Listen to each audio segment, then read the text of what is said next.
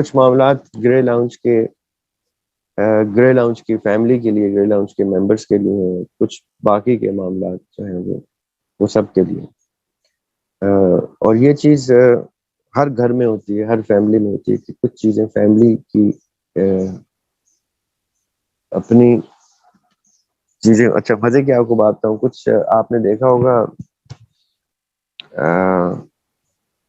ہر خاندان، ہر برادری، ہر فیملی کے کچھ ایسے نارمز ہوتے ہیں، کچھ ایسے معاملات ہوتے ہیں جو دوسری فیملی سے ڈفرینٹ ہوتے ہیں، اور ہر فیملی ان نارمز کو بڑی پرائڈ کے ساتھ آگے لے کے بھی چلتی ہے، اور وہ ان کو ڈسٹنکشن بھی دیتے ہیں، یعنی ان کو دوسروں سے ڈفرنس نمایاں ہوتا ہے، جس میں وہ قبیلوں میں بھی ایسا ہوتا ہے، اور برادریوں میں بھی ہوتا ہے، ریجن وائز بھی ہوتا ہے، علاقائی بھی ہوتا ہے، اور خاندانی بھی ہوتا ہے. مثال کے طور پہ آپ اگر انٹیریئر سائڈ پہ جائیں کسی بھی صوبے میں، تو آپ دیکھتے ہیں کہ when you go as a tourist، اور آپ کو کوئی وہاں کا لوکل شخص گائیڈ کرتا ہے تو بتاتا ہے کہ اس علاقے میں ایک یہ فیملی ہے، یہ اتنی پرانی فیملی ہے، اتنے جنریشن سے چلے آ رہے ہیں، ان کے ایک سرٹن علاقہ ہے، اس میں اتنی ان کی پاپولیشن ہے جو اسی ایک برادری کی ہے، یہ ایسے کرتے ہیں، ان کا یہ رواج ہے، ان کے وہ. تو یو گیٹ ٹو سی کہ وہ ریفلیکٹ بھی ہوتا ہے ان کے بچوں میں، وہ عادات اور وہ اطوار اور وہ اقدار، وہ ویلیوز. تو کچھ چیزیں گرے لاؤنج کی فیملی ممبرس کی ویلیوز ہیں، کچھ چیزیں گرے لاؤنج کی فیملی ممبرس کی نارمز ہیں. ہم لوگ آہستہ آہستہ ایک جیسی گفتگو بھی کر رہے ہیں، ایک جیسی ٹون میں بھی بات کرتے ہیں، ایک دوسرے کے ساتھ رسپیکٹ کے ساتھ، ایک دوسرے سے سیکھنے کی، ایک دوسرے سے نالج شیئرنگ کی گفتگو کرتے ہیں. We all know that we all are there for each other whenever there's a question, there's a confusion, there's a vision, there's a point to ponder on. We all share our opinion, we all share knowledge and information. ہم data بھی share کرتے ہیں، اس کے context میں ایک دوسرے سے discuss کرتے ہیں. بائی دا وے ایک کوشچن آج آیا ہوا تھا عثمان کا، آئی گیس وہ پہلے بھی آپ نے میرے اس ایلین کے بارے میں سوال کیا تھا. یہ میں آپ کو بتاتا ہوں، اس کے بارے میں ایک انٹرسٹنگ بات بتاتا ہوں with reference to the answer that you are expecting from me. اچھا، یہ فائبر گلاس کا بنا ہوا ایک ہائپوتھیٹیکل کریچر ہے. اگر میں آپ کو تھوڑا قریب سے دکھا سکوں یہ، تو یہ کریچر جو ہے، اس کے ہاتھ میں ایک لیمپ ہے، اور اس کے دوسرا ہاتھ جو ہے وہ اشارہ کر رہا ہے اپورڈز. یہ ہاتھ سے بنا ہوا فائبر گلاس کا لیمپ ہے، جو میری ایک ڈچ پروٹسٹنٹ کرسچن دوست نے مجھے سن 2004 میں تحفے میں دیا تھا. while I was in Holland، میں ان دنوں وہاں پہ کورس کر رہا تھا.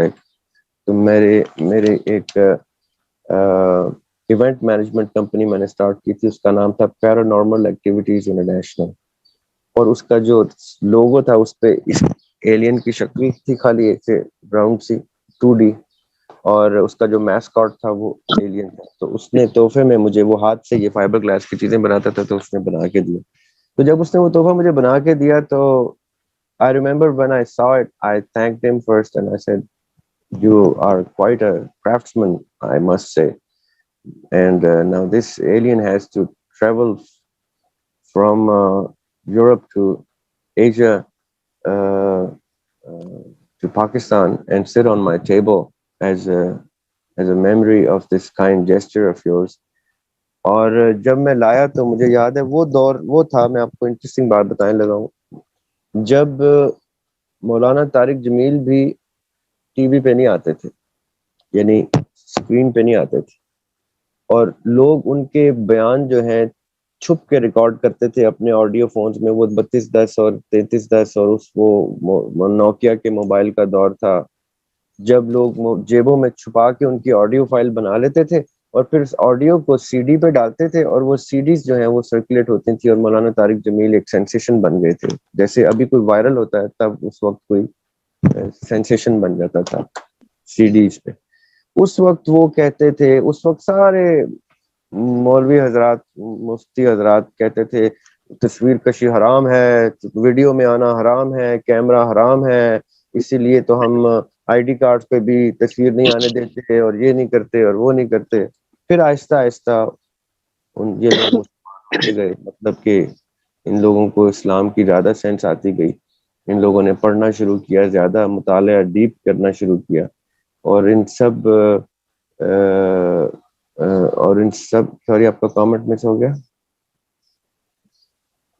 اب بھی کچھ بولتے ہیں. جی نہیں, پھر جس کو زیادہ شعور آتا گیا, زیادہ پڑھتا گیا, چاہے وہ مولانا طارق جمیل ہی کیوں نہیں ہے, کیونکہ مولانا طارق جمیل کو اب جا کے ایک اور چیز کا شعور آیا الحمدللہ کہ وہ اب مولا علی کہتے ہیں, کیونکہ انہوں نے وہ حدیث کلیئرلی پڑھ لی ہے جس میں آقا علیہ السلام نے کہہ دیا کہ جس کا میں مولا اس کا علی مولا. تو ان کو پتہ چل گیا کہ جب تک آقا کسی کے مولا نہیں ہے, اور اگر آقا کسی کے مولا ہیں تو علی ان کا مولا ہے, تو اب وہ مولا علی کہتے ہیں. ان کو کوئی شیعہ نہیں کہتا, میں مولا علی کہہ دوں تو لوگ مجھے شیعہ کہتے ہیں.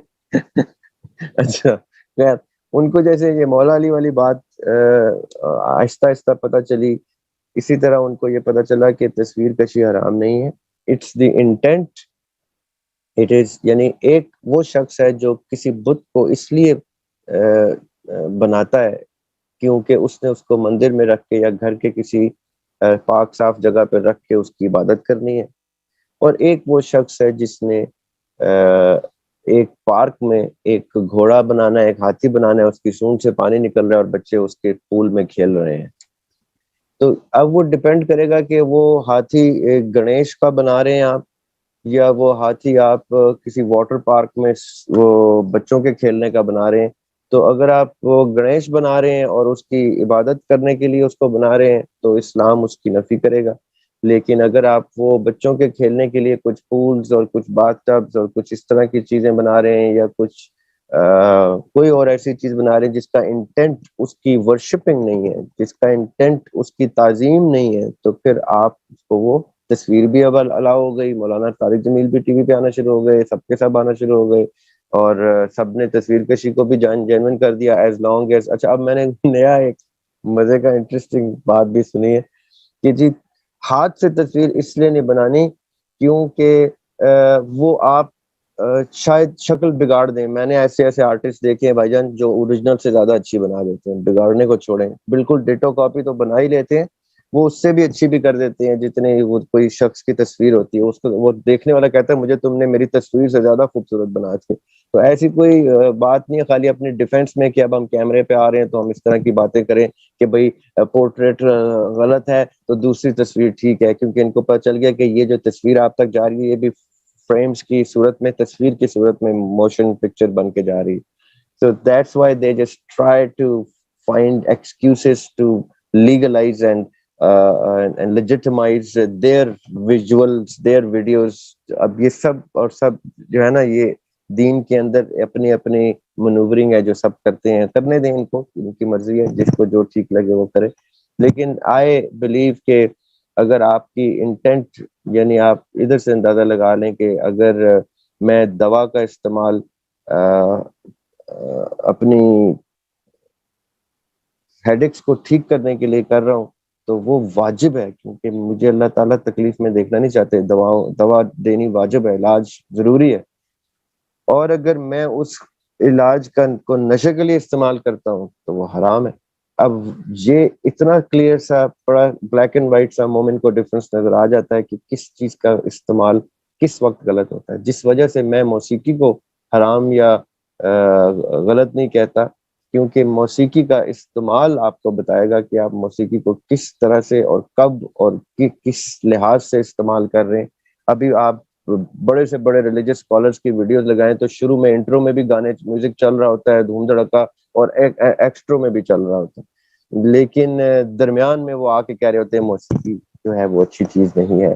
شروع میں اور بیک گراؤنڈ میں ان کی ٹک ٹاک پہ میوزک چل رہے ہوتے ہیں سینسیشنل سے ایموشنل سے, اور اس میوزک میں وہ کہہ رہے ہوتے ہیں جو چھپے ہوئے ان کی آواز آ رہی ہوتی ہے کہ موسیقی اچھی چیز نہیں ہے. آئی مین تھوڑا سا آپ لوگوں نے وائز ہو کے یہ چیزیں دیکھنی ہوتی ہیں، اور اگر اتنے موسیقی کا ممانعت انہوں نے کرنی ہے تو وہ اتنی اس اس خول میں رہ کے نہ کریں کم از کم.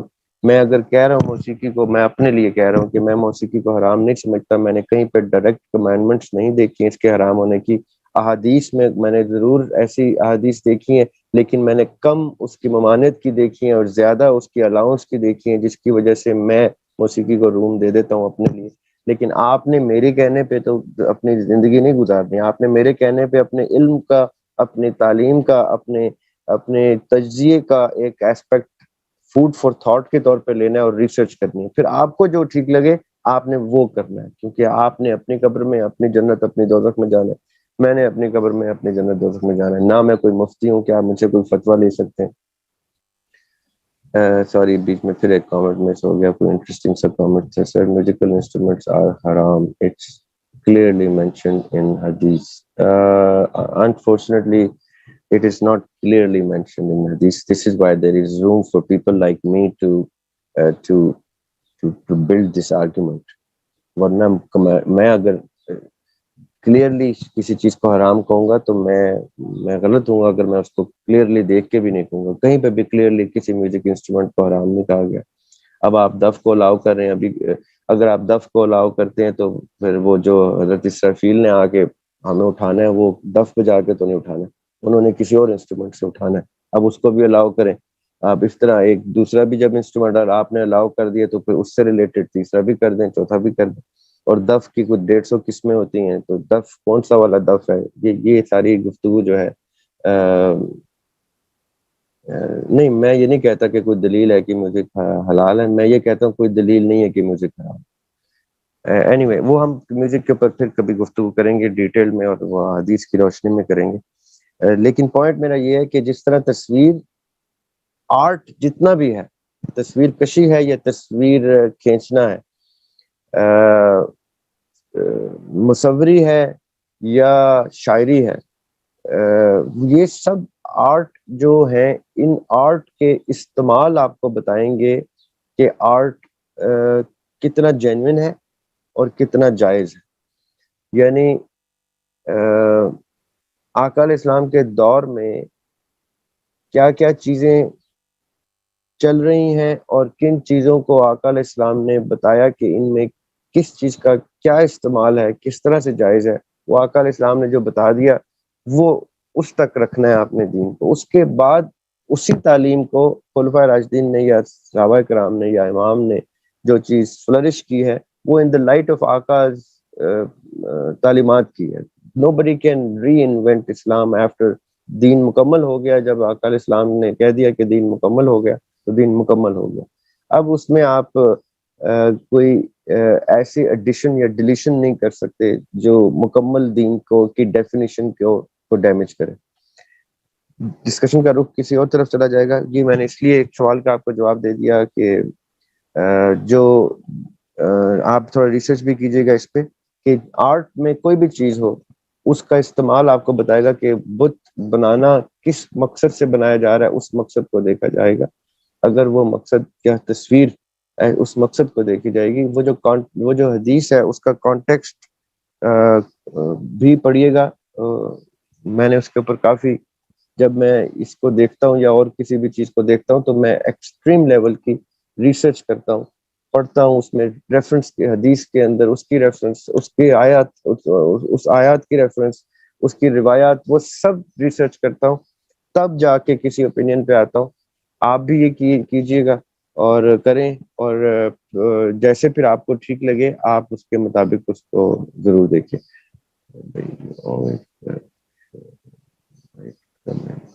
تھینک یو عثمان. اللہ تعالیٰ خوش رکھے، آپ کو آباد رکھے. Now it makes sense that the priest is instrumental trying so that we get these things out, so can't we appreciate this? دیکھیں انسٹرومنٹ، جیسے میں نے کہا کہ حضرت اسرافیل بھی تو ایک انسٹرومنٹ لے کے آئیں گے نا، ایک اس سے میوزک کا ایک نوٹ نکلے گا، اور وہ دو ڈفرینٹ نوٹس ہیں احادیث کے مطابق، قرآن کی آیات کے مطابق. وہ ایک نوٹ ایسا چھیڑیں گے جس میں لوگ سب مر جائیں گے، سو جائیں گے. پھر وہ اسی انسٹرومنٹ سے ایک ایسا نوٹ چھیڑیں گے جس سے وہ کھڑے ہو جائیں گے, جاگ جائیں گے. تو there are two different notes جن کا ڈفرنٹ افیکٹ ہوگا انسان کی لسننگ پہ, ہیئرنگ پہ, باڈی پہ, اور سو جانے اور اٹھ جانے پہ.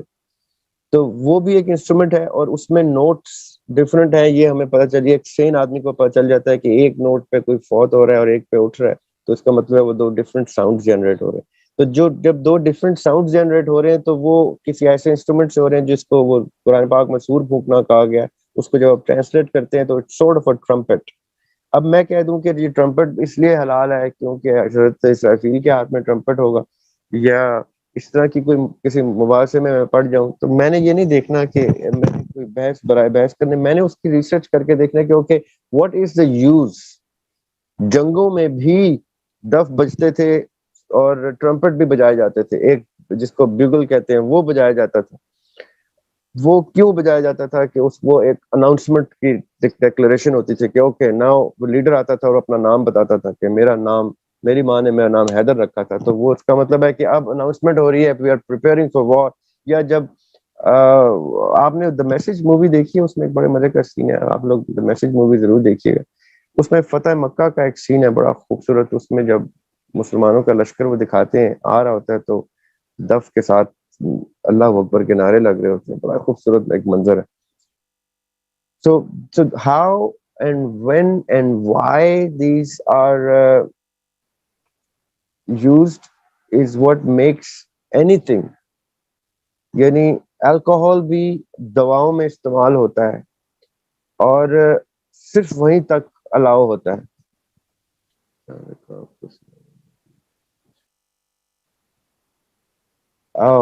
دیٹس اے گڈ کوشچن, لیکن اس کا آنسر میرے پاس نہیں ہے کہ اصحاب کہف کو سنا, کہیں پہ میرا خیال ایسا کوئی مینشن نہیں ہے کہ ان کو سنانے کے لیے کوئی سور پھونکا گیا تھا یا کوئی انسٹرومنٹ تھا. وہ اللہ تعالیٰ کی تو ہر چیز پہ قادر ہے, اللہ تعالیٰ تو اشارے میں سب کچھ کر لیتے ہیں. بٹ دا پوائنٹ از کہ آپ نے ہر چیز کو سننا ہے, سمجھنا ہے, اور ایک دم سے اس کے اوپر وہ پوائنٹ نوٹ کر کے اپنے لیے اس کی ریسرچ ٹھان لینی ہے کہ اب میں نے اس میں سے اپنے آپ کو سیٹسفائی کرنے کے لیے, کسی مولوی مفتی کو سیٹسفائی نہیں کرنا, میں نے اپنے آپ کو سیٹسفائی کرنا ہے.